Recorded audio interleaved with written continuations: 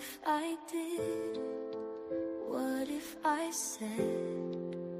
What if I looked around at everything with love?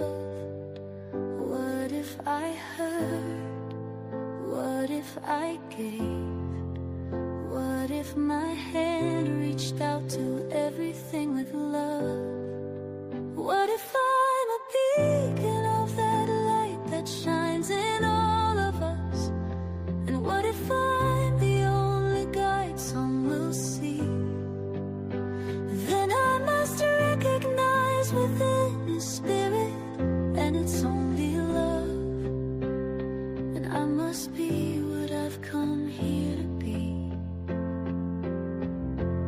And I know the first step begins within me. What if I felt perfectly whole? What if my heart opened to everything with love? What if I knew only the truth? What if my mind accepted everything with love? What if I'm a beacon of that light that shines in all of us? And what if I'm the only guide some will see? Then I must recognize within His Spirit, and it's only love. And I must be what I've come here to be. Yes, we're gonna be what we've come here to be. Oh, Mother, Father, Spirit, guide us from above. Our sons and daughters look to us to show them love. Come, sisters, brothers, let's hold hands and sing as one, that we will be what we've come here to be. Yes, we're gonna be what we've come here to be. What if I'm a beacon of that light that shines in all of us? And what if I'm the only guide some will see? Then I must recognize within His Spirit, and it's only love. And I must be what I've come here to be. Yes, we're gonna be what we've come here to be. What if I did? What if I said? What if I looked around at everything with love? Love.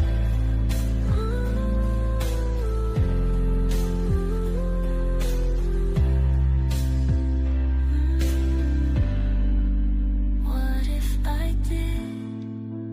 What if I said?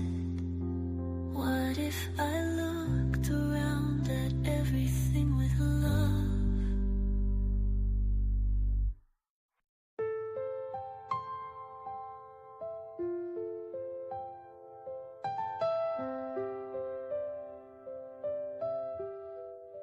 What if I did? What if I said? What if I looked around at everything with love? What if I heard? What if I gave? What if my hand reached out to everything with love? What if I'm a beacon of that light that shines in all of us? And what if I'm the only guide some will see? Then I must recognize within His Spirit, and it's only love. And I must be what I've come here to be. And I know the first step begins within me. What if I felt perfectly whole? What if my heart opened everything with love. What if I knew only the truth? What if my mind accepted everything with love? What if I'm a beacon of that light that shines in all of us? And what if I'm the only guide some will see? Then I must recognize within the spirit, and it's only love. And I must be what I've come here to be. Yes, we're gonna be what we've come here to be. Oh, Mother, Father, Spirit, guide us from above. Our sons and daughters look to us to show them love. Come, sisters, brothers, let's hold hands and sing as one, that we will be what we've come here to be. Yes, we're gonna be what we've come here to be. What if I'm a beacon of that light that shines in all of us? And what if I'm the only guide some will see? Then I must recognize within the spirit, and it's only love. And I must be where I've come. Begin Within Ministries proudly presents Sofa Sundays with your hosts, Reverend Dr. Michelle Izuku and Reverend Jeannie Sovereigns. Sundays at 11:11 a.m. Arizona time and rebroadcasts on Mondays at 7 p.m. Mountain Time. Come join us on the sofa. Begin Within Ministries proudly presents Sofa Sundays with your hosts, Reverend Dr. Michelle Izuku and Reverend Jeannie Sovereigns. Sundays at 11:11 a.m. Arizona time and rebroadcasts on Mondays at 7 p.m. Mountain Time. Come join us on the sofa every Sunday morning. Sofa Sundays with Michelle and Jeannie. Learn more at www.beginwithinministries.com. In partnership with New Thought Media Network.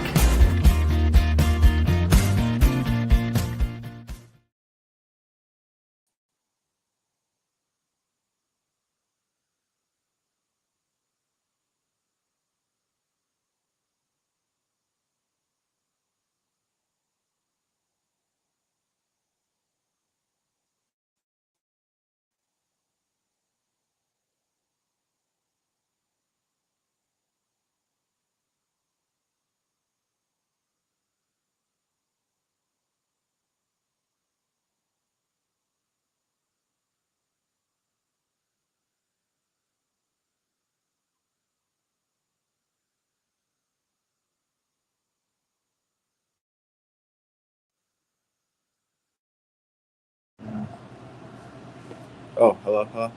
Are we on? Let's see. Anybody? Yeah, we're waiting to see. There we go. There we go. All right. There we go. Thank you, sir. Each time a little different. All right. Well, welcome. Welcome to Sofa Sundays. And I am Reverend Jeannie Sovereigns. And this is newly minted Sue Powell, religious science practitioner. Yay! I'm so excited. And you guys get to do the walk next week, Saturday, right? Yeah, You know, so stoles. you get, I can't remember. Reverend Missy told me what that's called when you get stoled, but I can't recall the name of it. But I definitely am so excited for it. I'm going to be in New Mexico next week, so I won't be there for it, but my heart and spirit will be there. It is being streamed if you happen to be There you available go. at There you go. 3 o'clock Arizona time. Right? So I might be. That's There an you awesome experience there, because nothing is more exciting than working for something. Because, you know, as a religious science practitioner, we work 2 years plus. Yeah. Yes. 2+ years to receive that soul, to be there, to hold the high watch, to be there, to hold in prayer, and to help others know the truth about themselves. And in order to get there, we have to learn the truth about ourselves. And that is the work that really creates some, I remember having quite a few moments during practitioner training, especially the second year, of being like, whoa, do I really want to know this about me? Yes, there's a meme. It has somebody pulling this big bag that's got all these bulges on it because you can't see anything in it, and that's before practitioner training.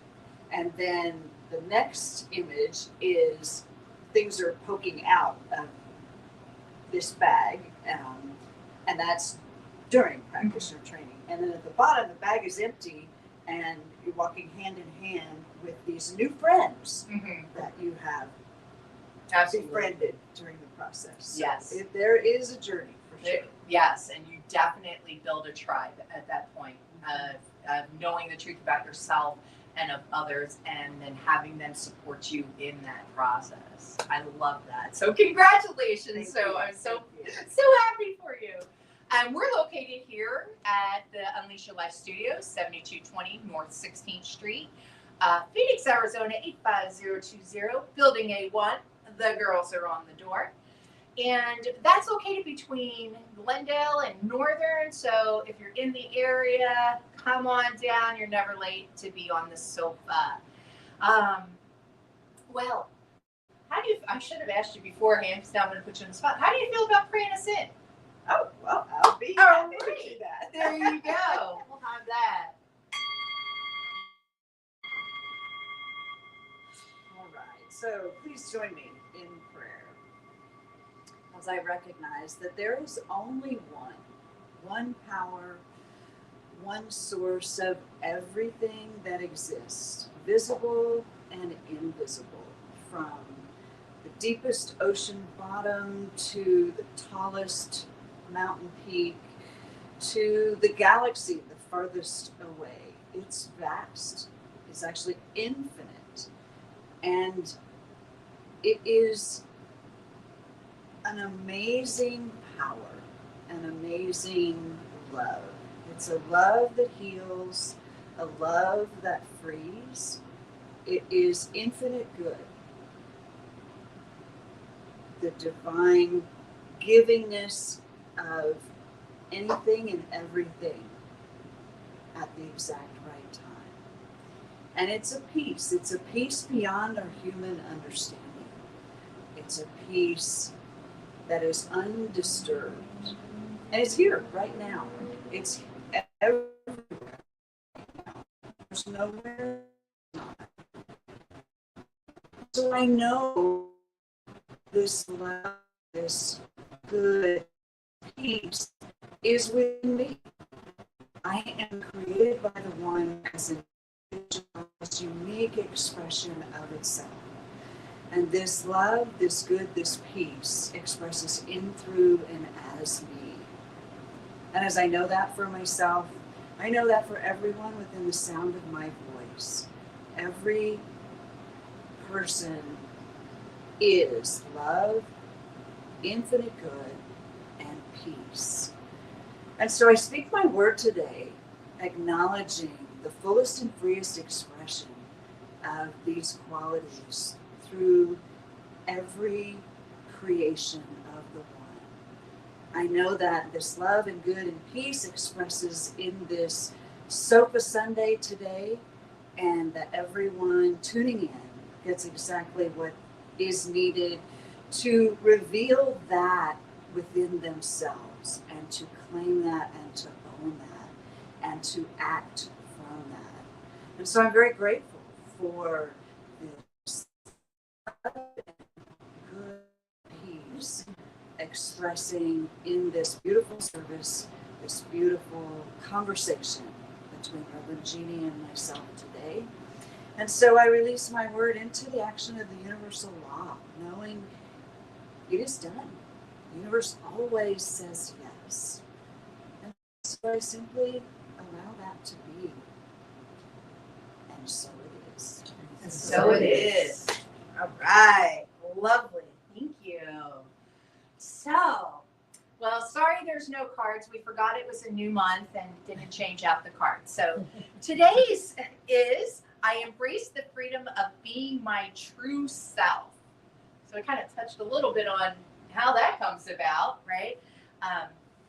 As soon as I read that one, I was like, oh, authenticity, which is something that the sofa was founded on. Like, we knew that we wanted to be authentically ourselves and that everybody might not agree with that, and that needed to be okay, right? You know, because I'm not a taco. Not everybody's going to love me. I get it. You know, so like to really like embrace what that is. And one of the things I realized is that, you know, I traded fitting in for the freedom to be myself, to be authentic, to, you know, be fully unapologetically me. And that took a long time. But, you know, I think that as we get older, we care less about other people's opinions. You know, it's like, or maybe I just hear less of them. I don't know. You know, it's, you know, I don't participate in a lot of conversation where people are like, you know, so-and-so said. No, I don't know so-and-so, and I don't care what they said. Yeah. Yeah. So, well, I think it's key when you said for it to be okay to be what somebody else may want you to be. Mhm. Like, it's okay that you're not a taco. right. And just that idea of being okay with who you really are, rather than trying to fit in, like you were talking about. Because how can you fit in? Great. Yeah. I mean, you know, as soon as I hear the words fit in, I think of high school, right? Or any time period, like even new job, you know, you're trying to be in the, like, wear what they wear, say what they say, you know, and I think of new jobs as like, because, or even like a new church or a new community, and we were even talking about yoga a little bit, when there's some kind of vernacular that is specific to a community, we try to like learn it, to fit in, to be part of, and I don't begrudge that. I actually like that, where you have your secret language, right? I like that part of fitting in, to be like, oh, do you know the secret? But there's that part that, which I try to remember as in science of mind, where it excludes people because they don't know the secret language. They, you know, when we go and say, would you like a treatment? Right? People are like, what are you treating for? What's a treatment? I'm not sick. I'm not sick, you know. Exactly. It's like, you're not a doctor, you know. It's like, what are you treating for? So to be more inclusive in our language, in our encouragement, our welcoming, as humans, but especially as people that are here to minister to others. You know, and having different aspects to that part. Like, I love that you have so many things that you are trained in, right? We met because you are the Labyrinth facilitator at New Vision Center when they have the World Labyrinth Day, and so we hooked up 2 years ago, and then you got me involved with more of the World Labyrinth stuff, because everybody knows I love labyrinths. I want a labyrinth. When we have a building, I want us to have actually, I don't care if we have a building. Can we just have a labyrinth? Yeah. We can make it on a great big tarp and That's right. it with us. And we could take it with us, right? Yeah, those tarps are nice. Yeah, we might want to invest in one of those. you know, that type of meditation. And then prior to Sofa Sunday starting, we were talking about yoga and meditation. So you really have a good sleep practice. I was going to say, you're a good sleeper. You're a sleepy gal. But it sounds like that if I were to describe you, and I mean, sitting here with you, your energy is so grounding, so calming. And that's good for me because I'm all over the gal, you know. So really, I know it's hard to believe. But you have a very calming, grounding energy, and I had noticed that, you know, 2 years ago as we're walking the labyrinth and participating in that. You hold a center that is a very sacred container, a very beautiful space to be. Yes, and I'm so glad you said yes to coming on the sofa. I'm delighted to be here. I was like, yes, sure. Like, what other answer is there? Yeah, I mean, I loved your energy when you first wanted to volunteer for the labyrinth. We got, the office sent me a note and said, this lady is interested. If you need any help, contact her. And I'm thinking, well, we can always use help, but let's see, how can I have this lady I don't know help? And so we created the idea of doing the finger labyrinth. Yes. For people who might not have the interest or ability to walk the kind of uneven outdoor labyrinth. And I think I was one of those people at that time. Yes. And so it was just your enthusiasm for absolutely I can do that, and you bring that energy. Can do. I call it the can do. Can do. Yeah. Yeah. It's like, okay, I'm not quite sure how we're going to do this, but we're going to do it. Mm-hmm. And that's what I love when I met you. Oh, wonderful. Yeah, we definitely had a great time period. And I hope we do this many more years to come together. Yes, so World Labyrinth Day, usually in May. First Saturday in May. First Saturday, yeah. Yeah, All so- around the world. Yes. Literally. Yes, we do it earlier. Correct. It's usually 1 at 1, right? Walk We're- as one at 1 At p.m. local time. So that creates this rolling wave of peace all around the globe. And 1 o'clock in Phoenix, Arizona on the first Saturday in May is a little warm. Even 9 o'clock in Phoenix, Arizona, and the first is a little warm. So we were walking with people in Brazil. Yes. So we just, we walked earlier. We picked a 1 o'clock that was cooler for us. Exactly. Yes. Rio de Janeiro and what are some of the other towns in Brazil? Anyway, Right. That's who we thought about. But it's a beautiful practice because I think you can really sense this connectedness, that we are all connected. But when you have a practice like that and realize there are thousands of people doing exactly the same thing, connecting to that peace at the core, it just amplifies the presence, the feeling sense. And I have enjoyed, especially as you were giving the 4 hours of it, which I'm going to let you go through, but going to that release part and, getting back to the freedom of being my true self. I think there are so many times in this life, and we were talking about this earlier too, right, where we are carrying stuff that we no longer need to carry. We have things that are occupying our mind, our heart, our cells, our body system, our conversations with others that are no longer necessary. They're not good for us, and they're cutting us off from the spirit of our true self.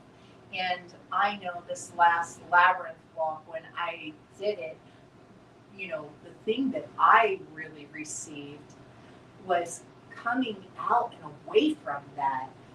I felt that release of that, whatever I had been And there's the beautiful thing about the labyrinth too, right? I didn't need to know what it was. Exactly. I was able to take that off and leave it and just say, and now I'm done with you. Thank you. Whatever you were there for me for, thank you. And now. Yeah, it's amazing. It has always amazed me. And I say amazed now, I just trust it. But in the beginning of my days of walking labyrinths, the insights, the opening, the freedom that I experienced on a walk, I couldn't write the script. It's like, how did the labyrinth do that? Like, I just felt lighter and brighter, and I could take the next step, whatever that was, because I wasn't carrying this burden that was keeping me from really expressing my true self. Right. And that's the practice of the labyrinth, because there's a special energy within a labyrinth that it's the pattern of a labyrinth just sets the tone to draw you into that deeper work. Like, you just start walking mindfully and you get drawn into it. You don't have to do a whole bunch of preparation. I mean, there is a little bit that is certainly helpful, but let the labyrinth do its thing. Yes. And I remember one of the early times of walking it, I had a lot of turmoil going on in my life, both personally and professionally. So I was a wound up stress bomb. Yes, I've been that person. I understand. Yeah. And I was either in tears or angry. That was kind of my one or the other. And I really had no good idea of how the heck am I going to get out of this mess. And I walked a labyrinth one day just with the intention for guidance. Just show me a little glimpse of how I can move forward.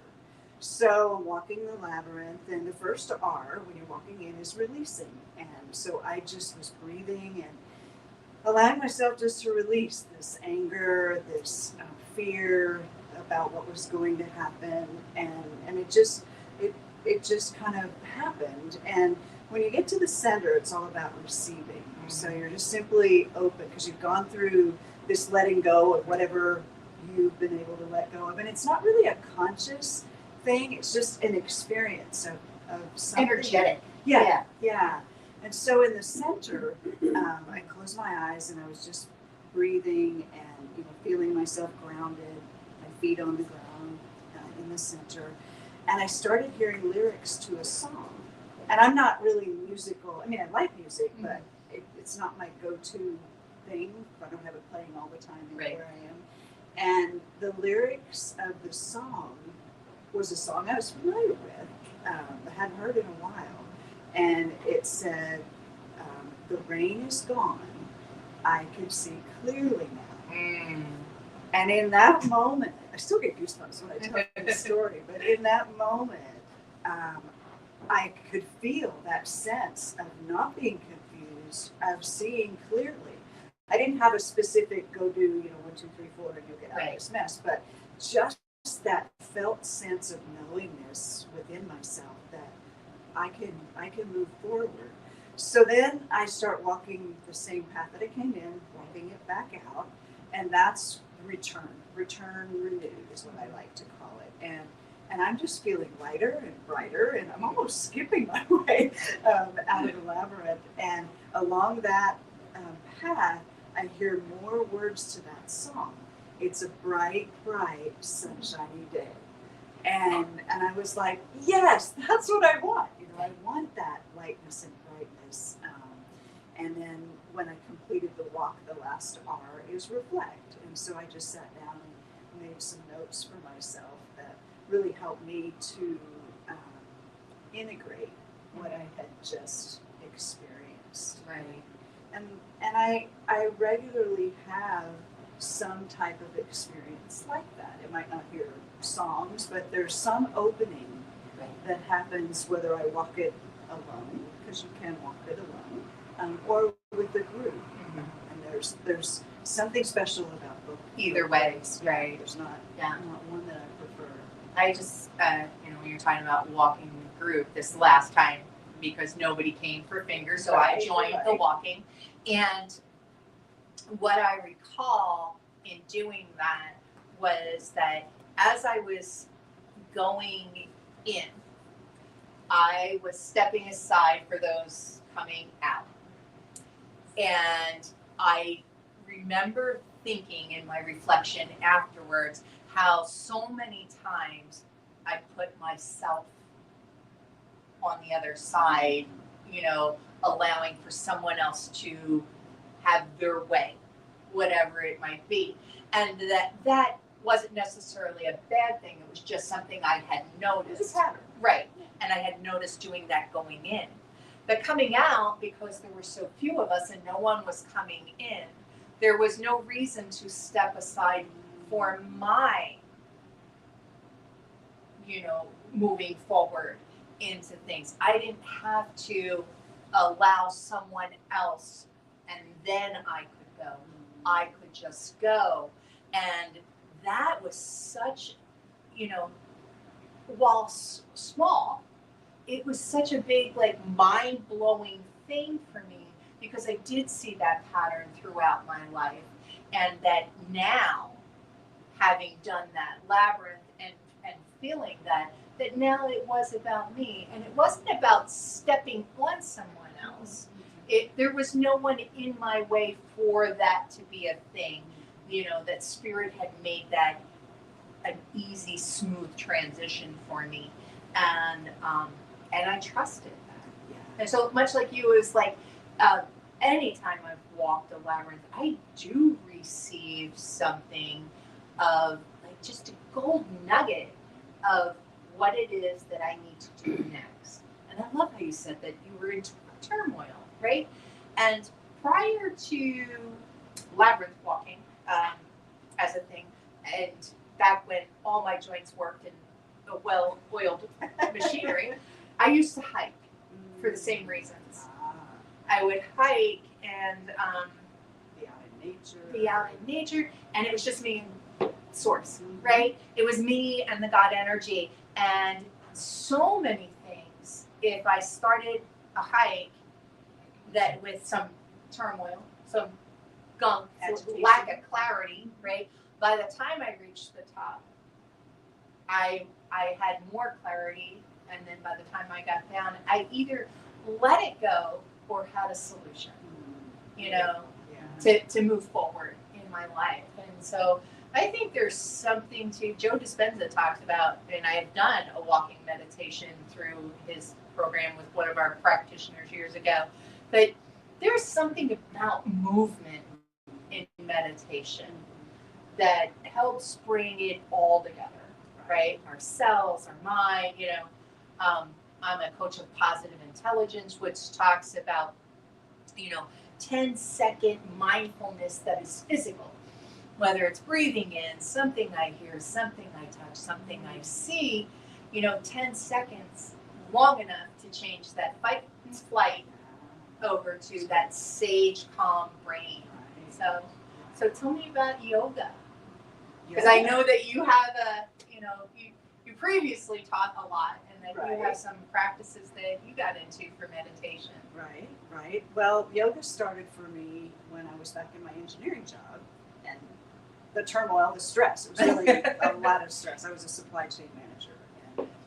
But you didn't have an easy go-to, kick your feet upside the job, huh? No, it was just like firefighting, whatever the latest issue was. And I was not sleeping well. I had back problems, and I was just trying, that proverbial rope tied the knot at the end, and I was just hanging on. I'm like, okay, I've got to do something.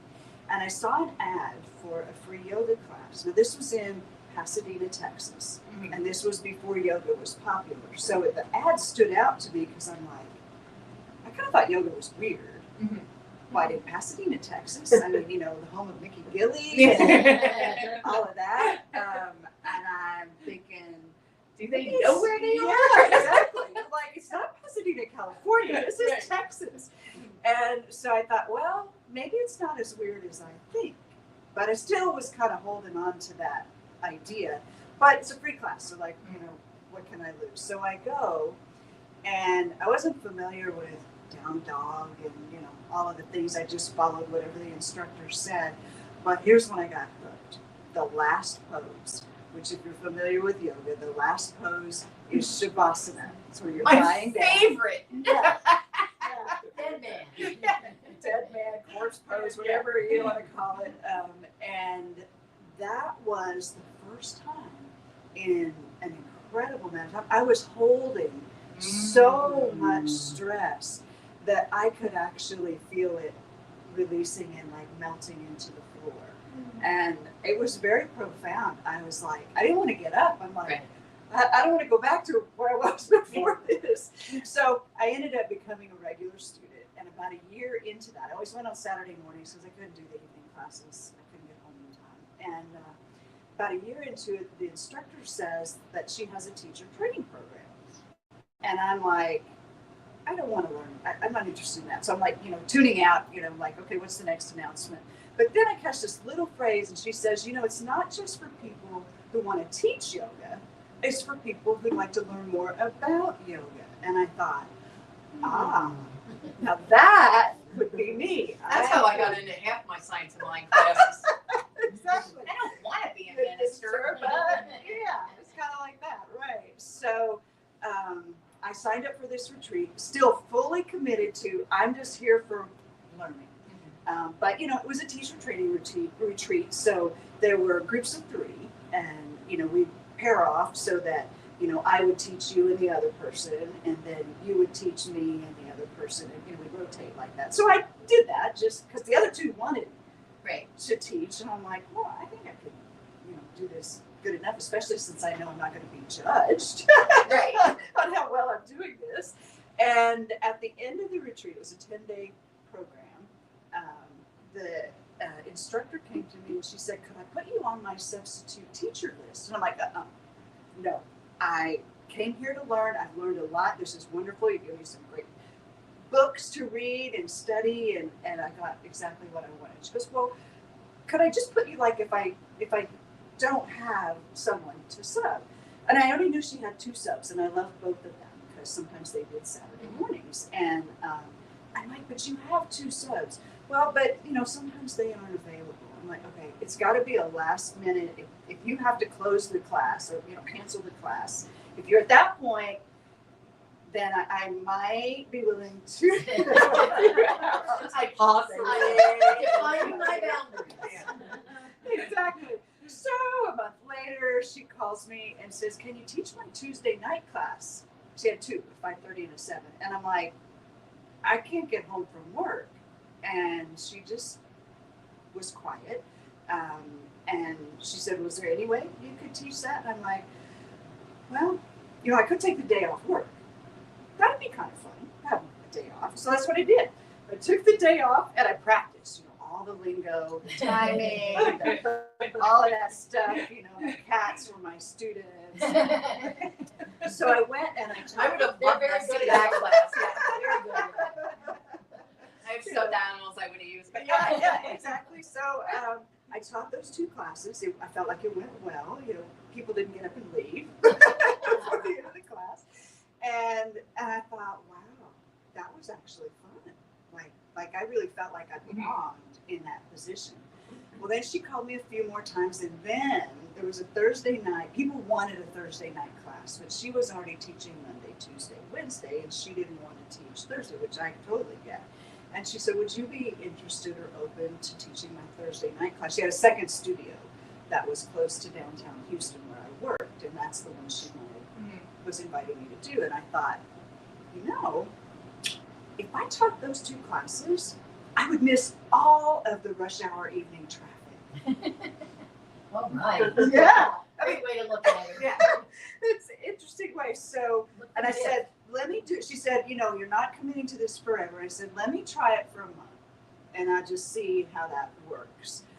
And there were days by Thursday of a supply chain manager role where I'm just frazzled. I mean, all I really want to do is go home, take off my suit and hose and heels and collapse. Right. But I committed to this. And I'm like, I'm going to do this month that I committed to. So I'd, change into yoga clothes, teach those classes. I had more energy after teaching 2 yoga classes than if I had gone straight home and just plopped on the sofa. And yeah, that was my reaction. It's like, this is really interesting. And I was enjoying it. So then I became her regular Thursday night instructor. And that was the beginning of my life as a yoga instructor. The more that I taught, the more I wanted to learn. So I began to get other certifications. And that's how I really got into meditation.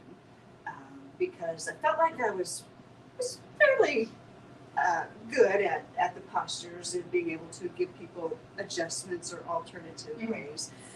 But I really didn't know anything about meditation, and I really wanted that. So I did a different teacher training program in California with Ananda Yoga, Paramahansa Yogananda, that lineage, learning about meditation.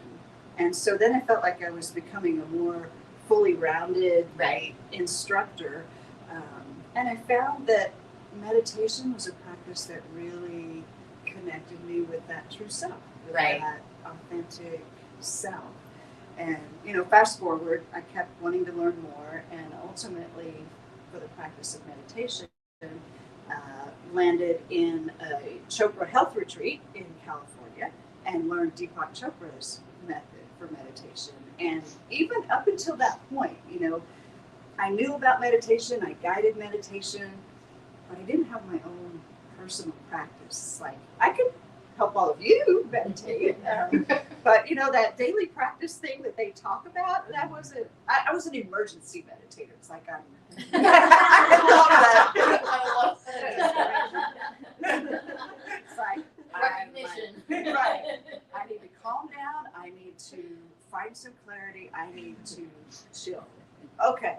Let's do one of those guided visualizations where I'm sitting at that beautiful mountain lake where there's no wind and it's a mirror reflecting all the surrounding, that kind of thing. But when I learned Deepak's practice, it's a mantra-based practice, and it was a practice that I wanted to do every day. Deepak said, he was telling us, we learned the practice, and it's like, well, how often should we do this? And he says, twice a day for 30 minutes. I'm like, okay, maybe not.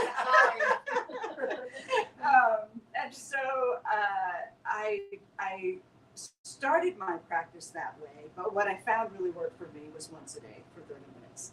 And I built up to it, I didn't start out at that. It's like, let's do 5 minutes and see if we can keep that going daily. And I noticed a difference. I just noticed there was more groundedness, there was more calmness, there was less reaction when stuff started going sideways. And I decided, I think other people really need to learn about this. So I started teaching that. So my teaching kind of shifted from actually teaching yoga classes with postures and all of that to teaching meditation. And then my husband and I moved a few times, and so I wasn't really established in a studio anywhere, and then COVID hit. And at that point, I was the ultimate reset button. Exactly. 2020. Exactly. And I thought, how can I serve at this time? And the answer that I thought was crazy, because this was COVID, was because I have people that I had taught all in different states, and I thought, I wonder if people would meditate on Zoom. Like, that seemed like a really weird idea, right? But I sent this email out to all the people that have been in my class. Anybody interested? Yes. When are you doing it? So that's how that started. I have an online program that I do weekly. I call it Meditation Monday. And, wow! It's a regular offering using Deepak's practice. Wow! Okay, we'll have to get that information and put it in the chat, because I would love that. Yeah. Beautiful. Yeah, that is something that, like 2020, I found so many offerings online during that time period that I was doing art classes from London you know, Right. like, You can like, do anything. because there were so many people that were like, okay, how can we help? Right. How can we serve? How can we be? And so now it's all activated again, right? Like it's all here. And so, yeah, I wish my like company would have stayed just online and not that all in person thing again. But you know, whatever. That's how that goes. Some But things. some in things we have to do in person. Right. And, you know, I do feel doing meditation in person as a group is even more deepening Right. than doing it on Zoom. Oh, sure, because you get that Because whole you energy. Right, like Yeah. here. Yeah. Being here in person. But I think that Zoom is a good second choice. Yes. When being in person isn't practical, or you know, somebody from Dallas is not going to fly to Phoenix for Monday morning meditation, right? Right. And you know, it's 2:00 in the morning in Australia, so she's going to watch it a little later for it. You know, so I enjoy so much having that opportunity, like you said, to be able to create that, whether in person or online, and that is, you know, helps with the finding the true self that you're talking about with. So I'm assuming your practitioner training came about a lot like your yoga training, like you started taking classes and then whoops, you've had enough. Pretty much, now. yeah, you know, it's like, well, I got to the point where, well, we were new to Science of Mind. My New Thought journey started in Unity. Okay.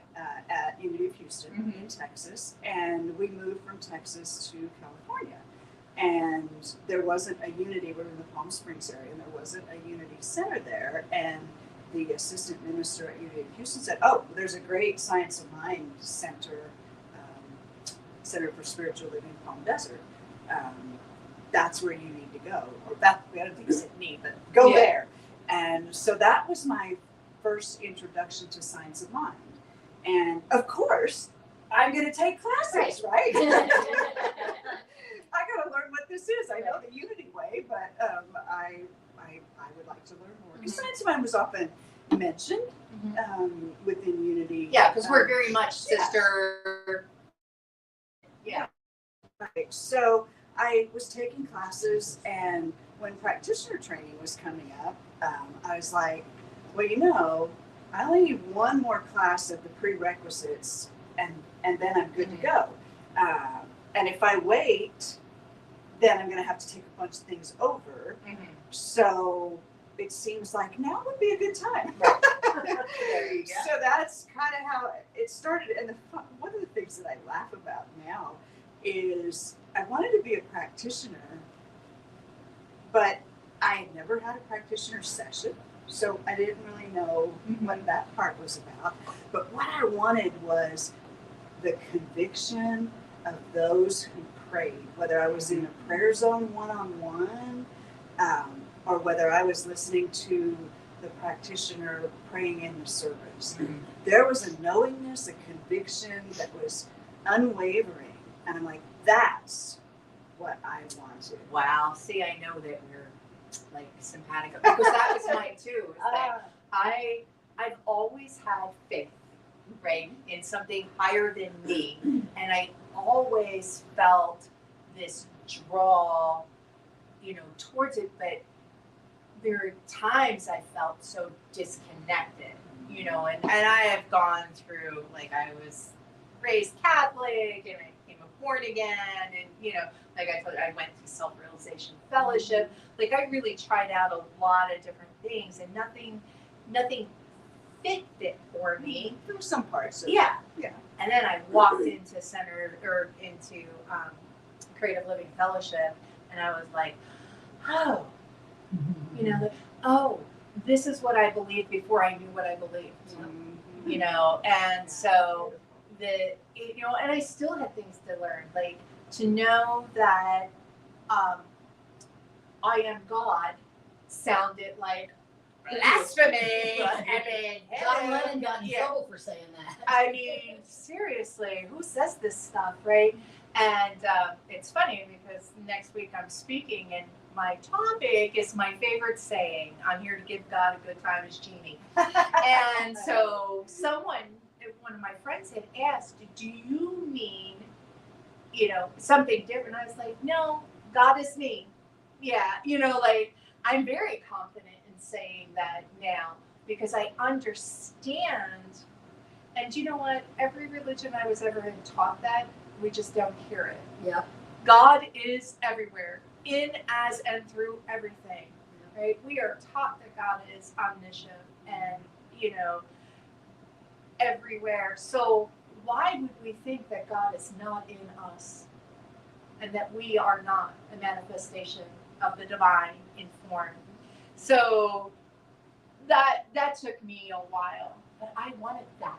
I wanted to know that and be okay with that, because when I heard the practitioners, I was like, yeah. And I did. I took advantage of all those free sessions that up front when in Creative Living Fellowship at the end, they think if you want prayer, come up. I would run up. I was like, I take prayer for everything, Yeah. So when you find that path that's yours, it's such a authentic feeling. Mm-hmm. It's like, okay, this works for me. Mm-hmm. And I think for me, the Science of Mind teachings really work. Even more so after I've spent the last 2 years studying. Sure. Yeah. You know then, like you go through the 2 years, that practitioner training thing, and I've seen people get through it and then not become a practitioner. Like they know this isn't for me. But I mean that it's a very intense process, and I'm assuming New Vision does. It's a very intense process to find out who you are and to strip that away as excuses for not being your divine self. Yeah, and it was Reverend Leslie Goodwin was our instructor, primary instructor. We did have one other for a term, but she called it poking the bear. Yeah. And that's what it really felt like. Yes. It's like all that stuff that you're hiding, you got your mask on and you got the stuff in the drawer that's locked closed. Well, guess what? Yeah. We don't do that now. And the beautiful thing about the training that we went through, first of all, there were 7 of us. That's a nice group. Yeah. 7 of us started, Mm-hmm. and 7 of us completed. Which is even better. Yeah. Yay. Good on you. Yeah, it's typical. I know my jewelry dealer Paula is one of them. So. Oh, beautiful. Yeah, and it's typical that people will drop out because it's intense. It is. Yeah. The heat on the fire gets turned up, and you either decide to move through it or not. Yeah. And there are all kinds of scenarios that unfold with that, but Sure. I'm so grateful for that journey with all of the others that will be getting stoled on Saturday. Right, and it creates a sisterhood. Like I said, there was 4 of us that went through, and you create because you have divulged some of your biggest secrets to these people over the years. I mean, like things that you probably haven't told other people ever, and it just that level of vulnerability is amazing. It is, and it was that word vulnerability was a big thing for me, because I had this pattern of I want to look like I have it all together all the time. Yeah, I understand. And it's okay not to have it all together. Right. It's like that's what I had to do. Have that openness, that vulnerability to share with these 6 others, plus Reverend Leslie, things that I was very uncomfortable sharing. And the love and support that was there is what made that possible. Right. And that's the other thing that I saw in practitioners, is that there's an unconditional love. There's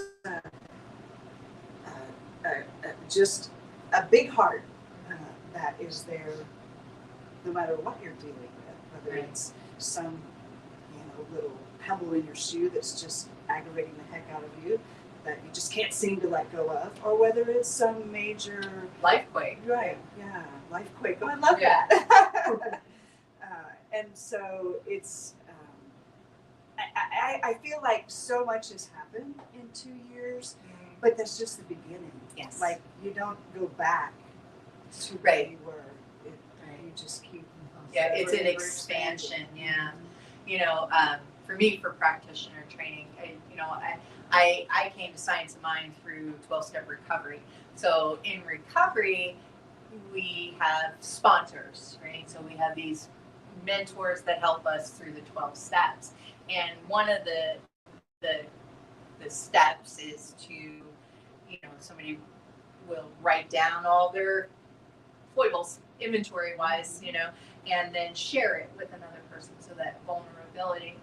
And then when I got into Science of Mind and then practitioner training, I saw being a practitioner very similar to that, as being that person that holds that space, not of judgment, not of here's how you can fix it, none of that. Just to say, look, I hear, see, and love you just who you are, Right. no matter what happened. And and that's what a sponsor is for, and that's what a good sponsor is for in the 12 steps. And so for me, that was this next iteration in who I was as a human. And I loved when you said, I like to have it all together, or have it pure, like I have it all together. And I still have a little bit of that happens, right? But most of the time, I'm okay with being a complete and total hot mess. And, I really am, because what I have found is that I don't have to stay in that, right? Like I notice this, like my hands on the stove, it's hot, it hurts, let's go, and I have this tribe. I have this group of people, and, I was sending texts the last 2 weeks. Hey guys, I'm really in pain today. Like, I can't remember that there's a divine energy that is healing everything. So can you help? And I get back, yeah, we gotcha. And it did help, and I didn't fall into my normal, I should say, self-pity and stuff like that, that I would go, why, last time it wasn't like this, I was able to be open about it instead of trying to fake it, Push your yeah, way or be that bull in a china shop, because I've been known to be that too, and just to be able to be vulnerable and to say, I need help, I need love, I need support, and have that. People saying, absolutely. Like nobody said, I don't have time for you. They said, absolutely. And that's an amazing place to be. And that's why, for me, being a practitioner was something like, I want to be that for people who don't have that. Right. And it's, being a practitioner, like I don't want somebody to put me on a pedestal like, oh, you're a practitioner. I'm the same human, I'm a spiritual being having a human experience. Right. So I still have those human things going on. And what I notice now is the judgments or the chatter about why did that, do whatever, that I'm quicker to go, okay, enough. Let's take that inward and, just recognize the oneness that is there, the wholeness. Like, I don't know what's going on in that person's world. There could be a million reasons that whatever is being expressed through them is not what I would like to see, but at the core of their being, I know that they're love. I know that they're peace. I know that they're capable of expressing differently. And so when I let go sooner, so when I'm not carrying that around and getting all tensed up and wanting to punch somebody out. See, I love that. I can't picture that. We all have those feelings. I would not do that.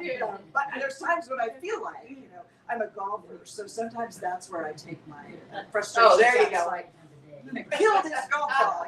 This represents this situation. Anybody have anything that they want to add? I know she's amazing, right? Like, absolutely amazing. I love that. Yes, Anne. Well, I love the I love the aspect of learning for learning's sake and then finding the gift. And you talked about that in a couple of different ways, where like the trick is looking for the gift, even though you don't think it's possible for there to be one. And if it's and like I heard you talk about starting there, and then it opens up something completely different. Yeah, It's for powerful. sure. Yeah, thank you. Yeah, that's how it's been working for me. It's a good path. Yeah. Usually, if I have it all figured out, and it's like, okay, I'm gonna go from here to there, and step 1, step 2, step 3, somewhere about step 1/2, the plan's already scrapped. So, being able to be resilient and adaptable in uncertainty and fear is that gift of knowingness. Yeah, resilience and adaptability. There is something that we really like embrace when, it's like, I love that line, I make plans, God laughs, plan change, right? Resilience is definitely A goal. Yeah. Yoga Yeah. builds that. What's that? Yoga builds that. And the resilience. The resilience. The practice of leaving it on the mat. The practice of being embodied. And I love that yoga to meditation pipeline. Yeah. Because I took that same road too, and I went with transcendental meditation. And they went online in 2020 during that pandemic. And that was so incredible. Oh, yeah. Because you go from doing little in-person touch-ins to being online and Thousands. all over the world, thousands of people. That's kind of cool too. Oh my goodness. I get chills just thinking about it. I'm like, it's not bugs. Yeah. Deepak Chopra, when he learned to meditate, learned transcendental meditation. That was, even though he was born in India, he didn't learn it there. He was in his practice as this very successful physician, long hours, smoking, drinking, which was the thing, you hear that and you think, Deepak? Really? That doesn't seem possible. But he talks about it, and it's in his books. But he knew that this was not a sustainable path for him, and he went to a bookstore to find a book about meditations. Like, he knew from his family heritage of India that there was something about meditation, and that's how he got started in meditation. That's lovely. I've never encountered Deepak's.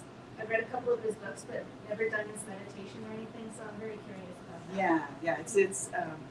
It's a mantra based and a personal mantra, but I personally just really resonate with how he organizes the practice. And, so when you get a chance. If you haven't done so already, I recommend his biography. It's about he and his brother. Yeah, And two brothers. It's amazing. Yeah, it how is. their lives kind of went in different directions, but it was amazing. I would read it again. It is a several great times. book. Yeah, his brother is an MD also at Harvard Medical School. So they went totally different. Deepak did the Western medicine approach and then went more into mind-body wellness through the teachings of yoga. But his brother is very much highly respected MD in that path. Traditional medicine. Yeah. Interesting. Yeah, Wow. thank you for mentioning it, because my mind was thinking I should mention that. Yeah. Awesome. Yeah, it's one of his. His books tend to be very high level, and sometimes you read a paragraph and you're like, "What did he just say?" But Two Brothers is very much a personal story of his life. And they wrote it together. They wrote it together. Oh, that's yeah. cool. So one chapter is one brother talking about something, and the next one is. Oh, well, definitely. For sure. Doing that one, yeah. Yeah, For sure. yeah, it's a great book. Awesome. Well, thank you so much. I so appreciate you being here. Is there anything else that you want to tell us about? Or offer. I should mention the sleep program. Yes, Yeah. there One you of go. the other things that I do in addition to Meditation Monday is I take all the things that I learned that worked for me to get restful sleep, because I personally find when I get good sleep, I'm more likely to be my true self.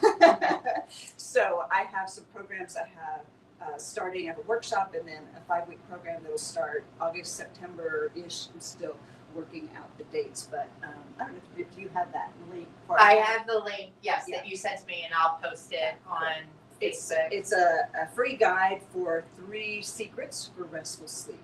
And so you can download that, and by doing that, you'll get more information about what goes in it. Yeah. Awesome. Thank you so much. Thank I'm you. going to pray us out, and then we'll close up. So just resting in this knowingness, this divine energy that is God, that is us, that is one heartbeat, one breath. I speak my word, knowing that this time together is good, that each received exactly what they needed to receive, heard what they needed to hear. And in this knowingness that this divine time comes to close, we are blessed. That the teachers and leaders of all faiths and all cities, countries, states everywhere are blessed with the knowledge that there is only one. And as this is who we are, we know that it is who they are. And for this, we are so grateful. And I say, thank you, God. Thank you, life. Thank you, universe. And I let it go, knowing it is done. And together we say, and so it is. Yay! How can we support you? Oh, thanks for asking. I don't know, I wasn't thinking. Well, thanks for asking. You can support us by, coming in person. We love that. You can also hit like and subscribe on our YouTube channel. You can join us in Facebook groups, Sofa Sundays, and you can also go online to donate or become a spiritual church club partner at beginwithinministries.com. You can make a one-time donation, or as a partner, it's $45 a month or $75 for a couple and family. And that helps us continue to bring you all the wonderful services. But wait, there's more. Our partners get things that we do here for free. And one of those things coming up this month is a 2-hour chanting with monks. Monks. With Tibetan monks. It's the Sacred Art Tour, and it will be here on July 23rd. Yes! So our partners get that for free. And so if you'd like to become a spiritual church club partner, please go to beginwithinministries.com. All right. That's all I have for this time period. Reverend Michelle Izugu will be back next week, but I will be gone. So, we'll see who our guest is then. All right. Bye. Thanks for watching. Just set that up. Thanks for watching. Tune in again next week at 11:11 a.m. Pacific Time, or Monday evening at 7 p.m. Mountain Time.